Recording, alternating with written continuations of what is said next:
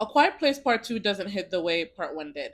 Now, in the first one, I made a comment and I said there was a traditional element to the first one. I just said it. I didn't go into it because I didn't feel like doing the most.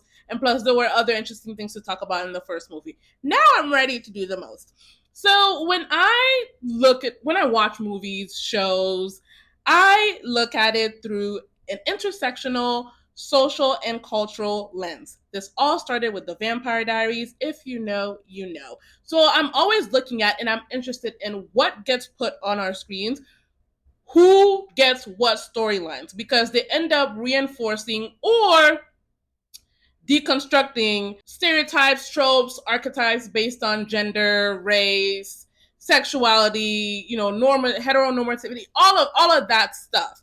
Because lest we forget, in the grand plan that is white supremacy, movies and shows, it was an arm of that, right? It was and is a well-oiled machine that employed Hollywood movies, via the shows, to push restrictive messages about, name them, Black people, Asian people, etc., etc. So it's interesting for me to look at it through that lens, and I was forced to start looking at it through that lens, through the Vampire Diaries and how Bonnie Bennett was treated.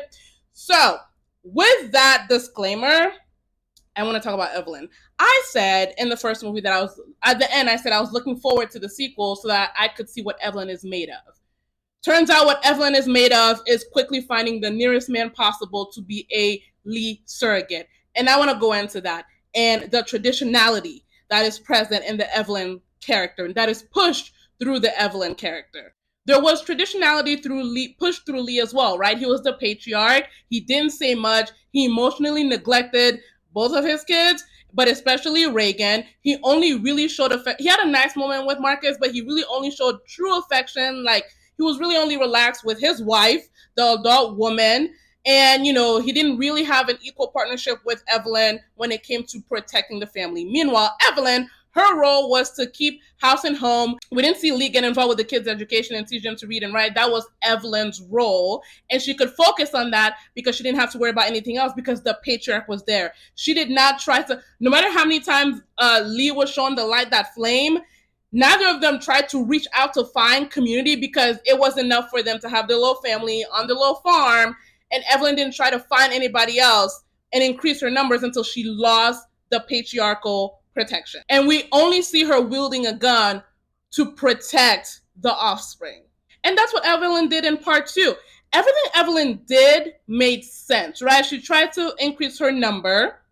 She tried to find, someone else or other people to help her with the damn kids. I don't know. She went to go find medicine for Marcus after he got caught. It made sense. It's not interesting because, like, it's a horror movie. I don't tune in to go. And it's only interesting based on what happens along the way. And nothing happens along the way. Not really. She goes to find someone else and she finds them. Marcus gets caught in a bear trap and a monster comes, but, like, she finds Emmett. She goes to find medicine. She finds the medicine and comes right back. Contrast that with Regan, who sets off to go find people to save their family, to, add to their numbers, and she runs into a monster in the train car bus. I think train car because they were on tracks. Or when she and Emmett go to try to find the boat and they come across the ne'er-do-wells, on the way to their destination.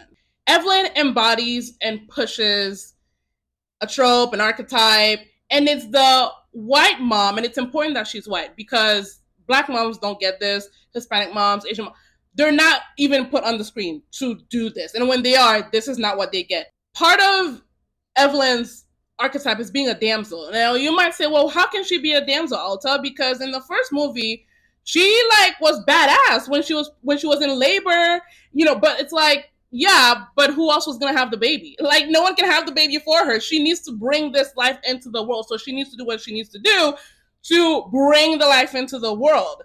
The fact that she did that, and it's the most emotionally engaging scene in the first movie, series of scenes in the first movie, it doesn't negate her damsel position.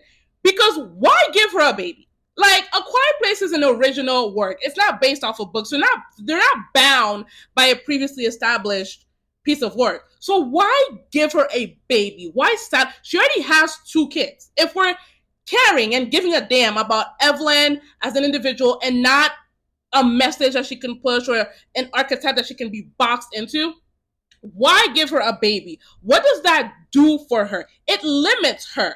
Why limit her? Especially if you know you're gonna kill her husband at the end of the first movie. Anyways, so yes, like the fact that she did what she had to do to have the baby doesn't negate her damsel nature, right? How many times have we seen her, like, pleading with somebody with tears in her eyes? She finds a lead surrogate, and necessary to leave being a surrogate to help her as a damsel, we must kill his family. Why did both of Lee's, he had 2 sons, why did both of them have to die? Why not have both of them still there? Since Evelyn is such a homemaker, give her more kids to look after. They killed his sons, they killed his wife, so that there would not be anyone there whose lives he could prioritize above Evelyn's. So here she comes, tasking him to go look after Regan. And prior to that, there's this weird moment where Evelyn is offended that Emmett didn't come looking. And this was right after he just told her that he lost his entire family. And yet she was like, did you know that it was Lee lighting the fire? And he was like, yeah. And she's like, and why didn't you come looking for us? Why didn't y'all go looking for somebody? What was that? And let's take a moment to acknowledge that the baby is what made Emmett pause when he wanted to kick them out. Is that supposed to be, if it wasn't, I'm gonna make it so, some kind of commentary like on pro-lifers? Because I know it's not. I'm just like being very extra at this point, because it's like, she has 2 kids. You're staring at them in the face and you're like, nah, get out, lady. But when she shows you the baby, you're like, And then presumably he lets them stay until they get on his nerves and upset him. And he's like, you need to go by tomorrow. But yes, Evelyn is an archetype, a trope that reinforces white mothers' fragility, as they also do what needs to be done to protect their kids. Contrary to what they chose to do with Evelyn and having her like reinforce these archetypes and push that messaging, with Regan, what they chose to do with Regan, they broke stereotypes and tropes about people with disabilities, specifically deaf people. First of all, Regan is played by an actress who actually is either deaf or hard of hearing, because sometimes people speak to her and they don't sign, and she can understand, like she was reading or like watching Emmett's lips. So I don't know how much like her hearing is impaired. But second of all, she's a prominent secondary character in a horror movie, no less. She's brave. She takes initiative. She inherits her father's like protectorhood. I love that moment when Emmett tells her like, you're like him. She saved her brother. She saved her family. She's the one who figured out that the song is a signal. She's the one who read the map and took them to Emmett. She figured out the solution with the whole frequency thing and saved her family. Like, what deaf characters are being written like that? So they did a great job through Regan of breaking stereotypes about characters with disabilities. With Evelyn, they reinforced a few messages and stereotypes and archetypes and stuff like that. So Regan continues to be the best. She is a queen. Marcus, I don't know why he chose to get out of that safe place, considering he was so afraid for his mom and his sister to leave. What made him leave, other than the desire to cause chaos? That being said, I did love him, like, coming out of his like fearful place and, shooting the monster. I give this movie a 3 out of 5. It's not as good as the first one, not as interesting, not as engaging, but I am ready now to see A Quiet Place Day 1. Let's find out what they did with Lupita.